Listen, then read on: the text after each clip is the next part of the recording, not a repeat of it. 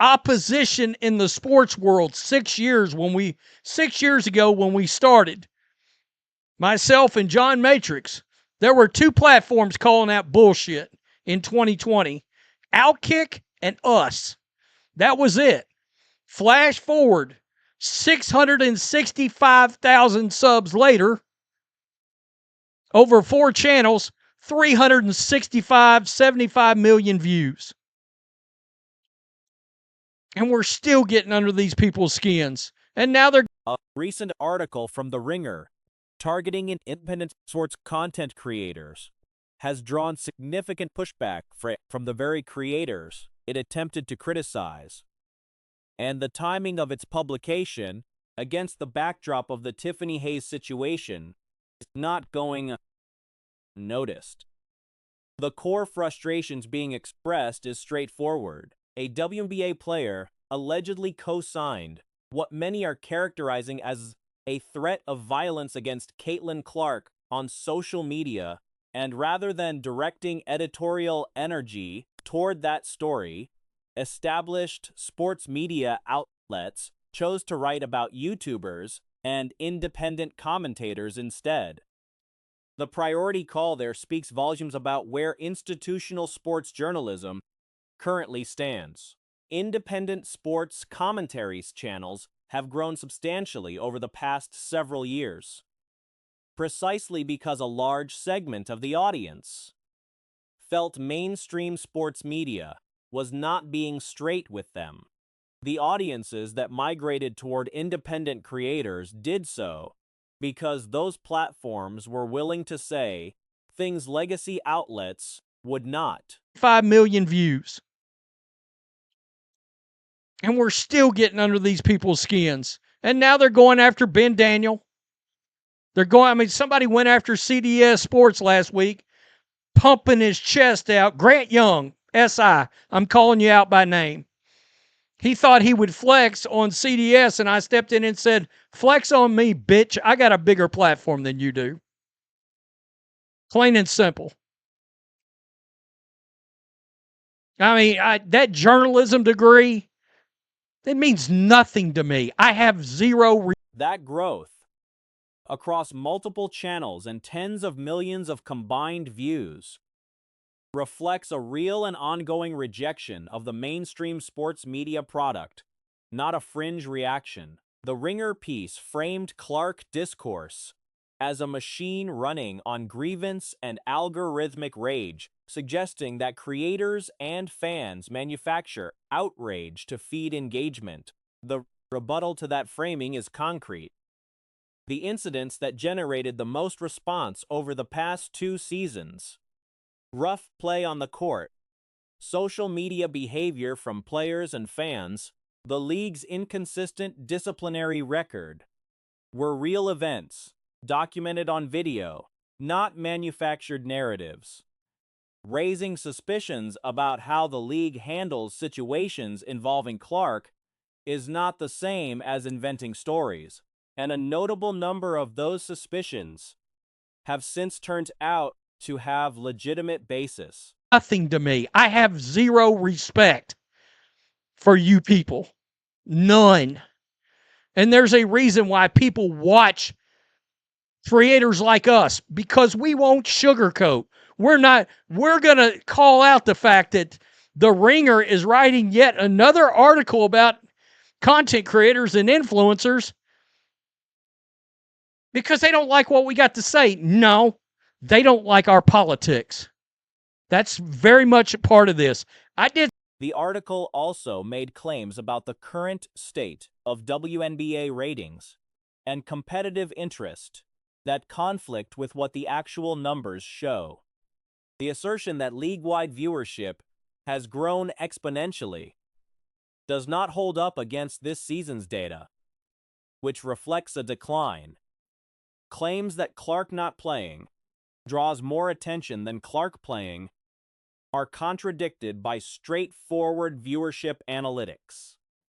Getting the basic facts wrong in a piece designed to criticize others for spreading misinformation is a credibility problem the outlet has not addressed.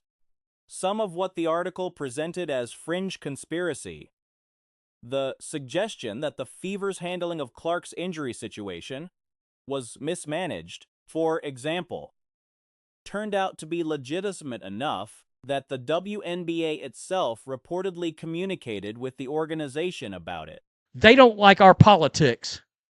That's very much a part of this.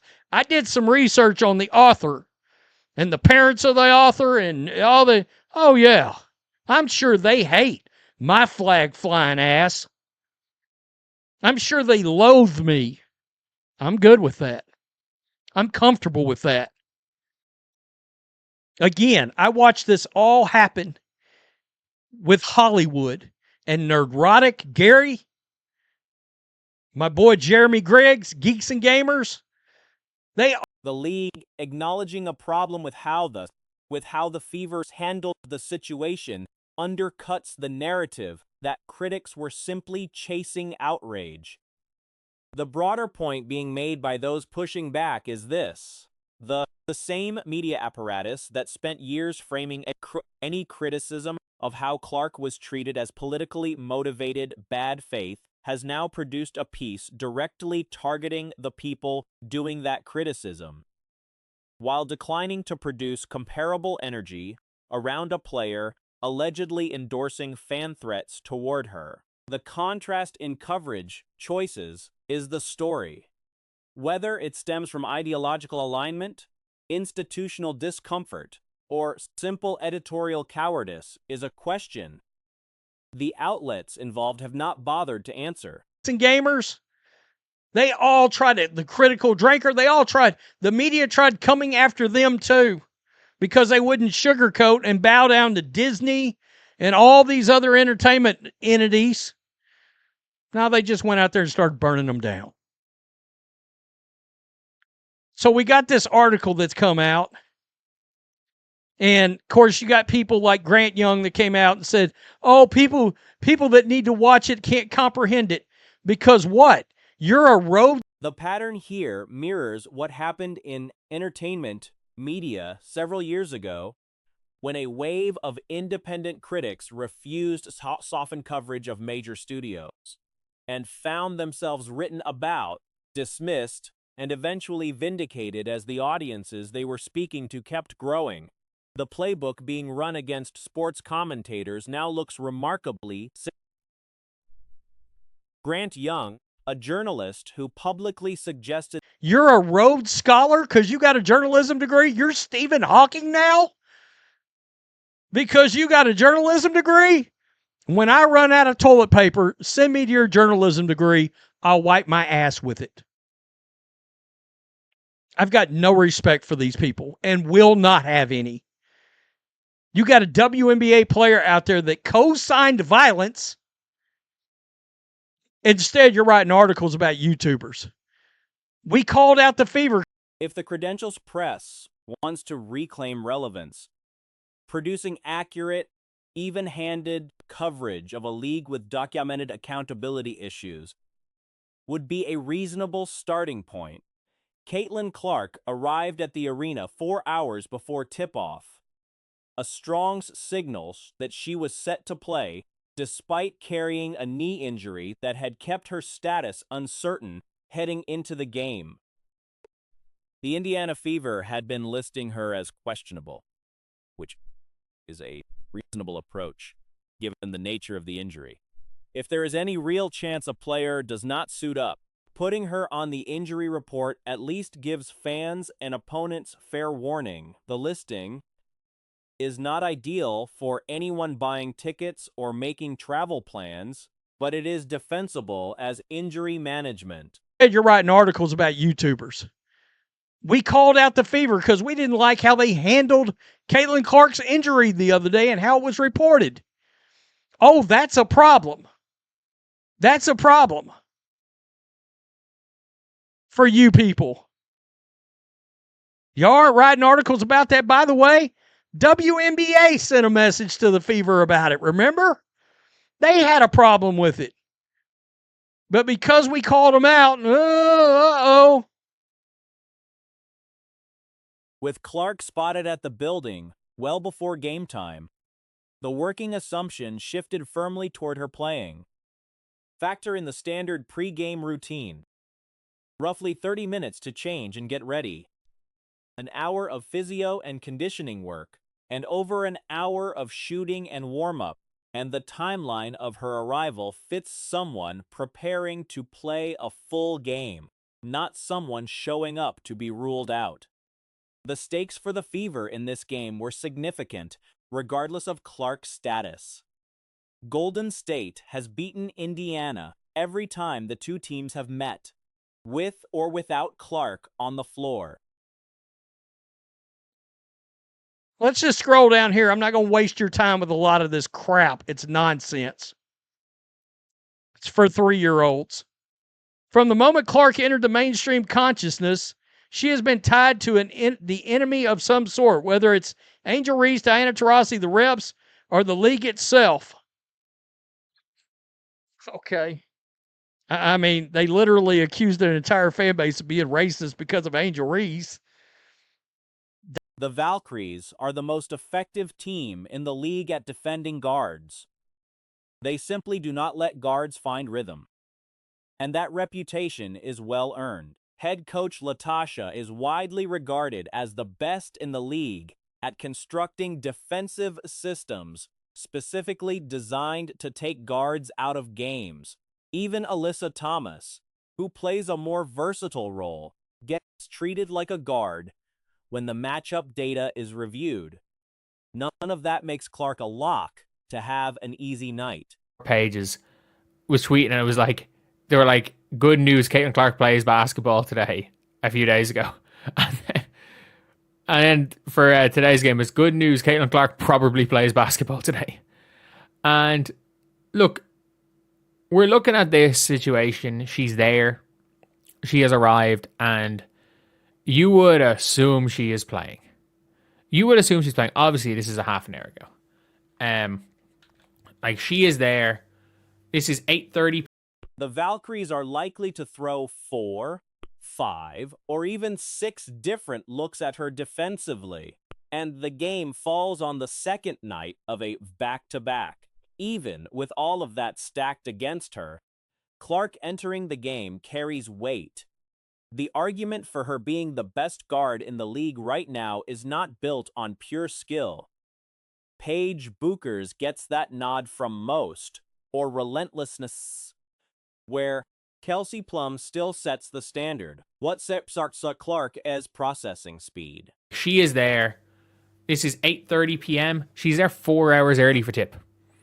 She's there 4 hours early for tip. You're guessing in terms of getting ready, getting changed for the game, about 30 minutes. Then any sort of work with the physio team, with the back, with the S&C team, give it an hour of work to be done. I don't know how much, but let's just say again, give it an hour of work. That being said, she plays at a tempo that most defenses cannot match, and that attribute does not disappear on tired legs the way some skills do. There was also a record within reach.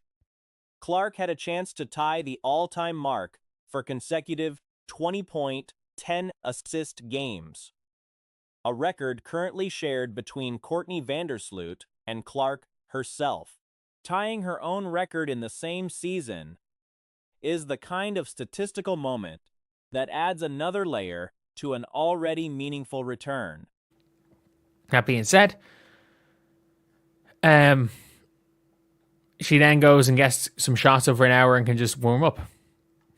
Like, it is what it is. But yeah, it is one of those things where you have, like, with the Fever are making sure as hell. They're making sure as hell that they say that she's there. Well, everything turned over Tammy. I stand by that. Like, she's not even. The organizational trust issues surrounding the Fever are a separate but related thread. A No Cap Space podcast segment captured what a significant portion of the fan base already felt: that the franchise has mishandled the Clarks situation at nearly every turn From communication around her injuries to transparency with supporters, local media figures connected to the team have raised similar concerns.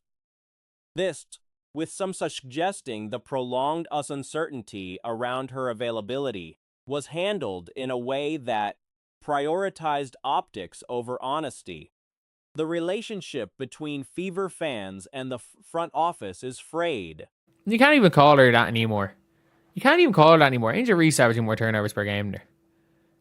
Like, if she doesn't average more turnover, like, if she doesn't average most turnovers in the league, that'll be hilarious. If she leads the league in assists without leading the league in turnovers, conversations are going to be had for whoever leads the league in turnovers. But also the fact that Caitlin Clark, obviously she set the turnover record in 2025, but she did also break Alyssa Thomas from the year before. But if Clark had arrived 4 hours early and then been ruled out late, the damage to that relationship would have been severe, possibly irreparable in the short term. As it stood, her presence in the building pointed toward her playing, and the assumption held. The Fever needed not just her on the floor, but a competitive showing to start rebuilding some of what has been lost between the organization and its supporters. Clark being available is necessary, but the front office still has significant ground to recover. I couldn't care. Like, she looks fine. You can't really tell if somebody's back is in a state to play basketball from walking up and down. But you at 6:29, she'll be ruled out 1 minute. Guess whose suspension is done? Like, this is one of those themes. This is one of those games where you're like, the Indiana Fever, like, have to win this game. Like, they have to win this game, or at least be competitive in this game. And you're now in a situation where your star player is there. Your star player being there is massive. It is absolutely massive, and it's something that, when it comes to the Fever, like, there isn't that trust between fans and the team. Like, I was listening to a No Cap Space podcast, and it was talking about basically how the Indiana Fever were just basically calling the Indiana Fever a complete poverty organization, which they're absolutely right in doing. But at the same time, while a complete poverty organization, and also had no idea what to do when it came down to like dealing with the whole Caitlin Clark thing. That they had no idea, and they basically got it wrong at nearly every step of the way. And that even in the Indiana Fever, media team, media teams, like, there was the podcast with Chloe, Tony East, and I don't think Scott was on it. James Boyd, I think he was on it. I can't remember, but he was basically saying that they must have done it for money. That they must have been trying to mislead the fans for money, leaving it as long as they did, when they kind of knew that there was even a chance. And everything was like, oh, it was just the timing of it all and the transparency. There's no trust. If it turns out that she's not